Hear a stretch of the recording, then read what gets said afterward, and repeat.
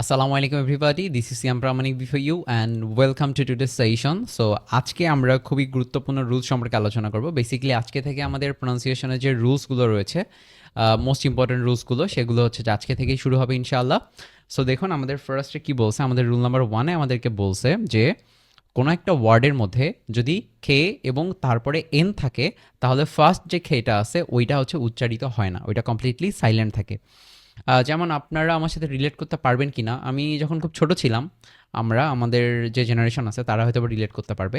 তো একটা হচ্ছে টেনিস বল পাওয়া যেত, যেটাকে হচ্ছে নাইট বল বলা হইতো। তো নাইট বলের উপরে আমরা ওইটা কিনে, ওইটা হচ্ছে ভালো ছিল, 35 টাকার মতো করে নিত আর কি। তো ওইটা হচ্ছে কিনা ওইটার উপরে হচ্ছে টেপ প্যাঁচায় আমরা হচ্ছে যে খেলতাম আর কি। তো বেসিক্যালি আমি খুব ছোট থেকে চিন্তা করতাম যে এইটা কে এনআইজিএসটি কেন লিখছে, এটা তো এনআইজিএসটি নাইট হওয়ার কথা ছিল, এটা কে কেন লিখছে। তো ওইটা আমার কনফিউশন ছিল। পরবর্তীতে যখন বড় হয়েছি এবং স্টাডি করছি তখন আসলে জানতে পারছি যে আসলে বানানটা হচ্ছে এরকমই, কিন্তু উচ্চারণের সময় আমাদের ফার্স্ট যে খেইটা আছে ওইটা উচ্চারিত হয় না, তাহলে আমরা উচ্চারণ করি এনআইজিএসটি, নাইট মানে হচ্ছে অশ্ব। একইভাবে আমরা পরের এক্সাম্পলগুলো যদি একটু দেখি, KNOWLEDG নলেজ, তাহলে এই খেটা আমাদের উচ্চারণ হচ্ছে না, আমরা এতটুকু উচ্চারণ করতেছি নলেজ। তারপরে আমরা দেখি একটু KNWE, কি হয় নি, অর্থাৎ NWEর উচ্চারণও নি, এই ফার্স্টের খেটা হচ্ছে অনুচ্চারিত থাকে। তাহলে আমরা দেখতে পেলাম যে কোনো একটা ওয়ার্ডের শুরুতে যদি খে তারপরে এন থাকে, তাহলে ফার্স্ট খেটা হচ্ছে উচ্চারণ করা হয় না, আর এন থেকে উচ্চারণ শুরু হয়। যেমন হচ্ছে কি নলেজ নি নাইট, নলেজ মানে হচ্ছে জ্ঞান, আর নি মানে তো আমরা জানি সকলেই হাঁটু, এবং নাইট মানে হচ্ছে অশ্ব। সো আই হোপ এতটুকু আপনারা বুঝতে পারছেন। এবার সেকেন্ড যে রুলটা আমাদেরকে বলছে সেটি হচ্ছে যে কখনো যদি কোনো একটা ওয়ার্ডের মধ্যে ডাব্লিউ আসে এবং তারপরে এইচ অথবা আর আসে, ডাব্লিউ আসে তারপরে এইচ অথবা আর আসে, তাহলে ফার্স্ট আমাদের যে ডাব্লিউটা আছে ওইটা কমপ্লিটলি সাইলেন্ট থাকে, মানে অনুচ্চারিত থাকে। ফর এক্সাম্পল আমরা দেখতে পারি WRIT, রাইট, RIT, এটাও কিন্তু হচ্ছে রাইট হয়ে থাকে, ঠিক আছে। তাহলে এই রাইট মানে হচ্ছে লেখা, তাহলে ডাব্লিউটা হচ্ছে কি হয় আমাদের অনুচ্চারিত থাকে, তাহলে রাইট, রাইট মানে হচ্ছে লেখা। তারপরে WRONG, তাহলে RONG এতটুকুর উচ্চারণও রং, আর সামনে ডাব্লিউটা আমাদের অনুচ্চারিত আছে, রং মানে হচ্ছে ভুল।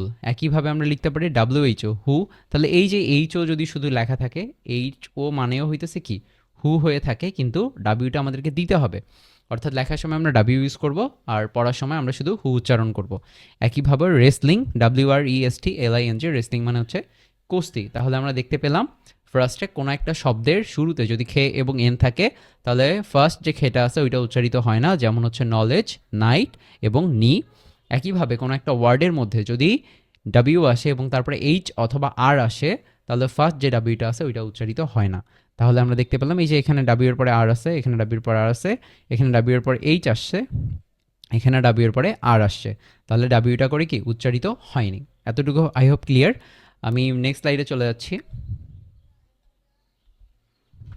ওকে, নেক্সট স্লাইডে আমাদের খুবই ইন্টারেস্টিং, আমাদেরকে নেক্সট স্লাইডের মধ্যে বলছে যে কোনো একটা ওয়ার্ডের শেষে যদি ই থাকে, যে কোনো একটা ওয়ার্ডের শেষে যদি ই থাকে, তাহলে এই ইটা কি আমাদের উচ্চারিত হয় না, এটা কমপ্লিটলি সাইলেন্ট থাকে।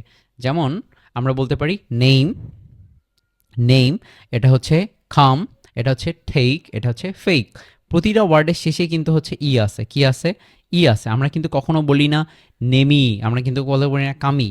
কেন বলি না? কারণ ফার্স্ট লাস্ট যে ইটা আছে এটা হচ্ছে আমাদের উচ্চারণ করা হয় না, এই জন্য আমরা বলি কি নেইম, আমরা বলি খাম, আমরা বলি ঠেক, আমরা বলি ফেক। আচ্ছা, এখানে ফেক অনেকে বলে কি ফ্যাক বা ফেক বলে, তাই না? বাট এটা ফেক কেন হবে না? কারণ এই যে আমাদের এ আছে, আমরা পড়ছি কি, এর উচ্চারণ কি ফার্স্ট ক্লাসেই পড়াইছি, কিন্তু এটার উচ্চারণ কি এই, কি এ আর রস্যই এই, দ্যাট ইজ ওয়াই এটা হবে ফেক, এটা হবে ফেক, এটা হবে খাম, খামের সাথে তো কোনো স্বাদ নেই, এখানে তো এ নেই, এটা হচ্ছে ঠেক, ঠেক, ঠেক, এটা হচ্ছে ঠেক, ঠিক আছে। তাহলে এটার উচ্চারণ কি হয়ে যাচ্ছে বলেন তো? এই হয়ে যাচ্ছে। এই কি একইভাবে এই কারণেই কিন্তু এই, বুঝতে পারছেন? তাহলে এই জন্যই কি হবে নেইম, ঠেক, ফেক এবং খাম। বুঝতে পারছি এতটুকু। সো এই ছিল আজকের ক্লাসে। স্টে কানেক্টেড অ্যান্ড আমরা ক্লাসে আরও সুন্দর সুন্দর রুলস সম্পর্কে আলোচনা করবো ইনশাআল্লাহ।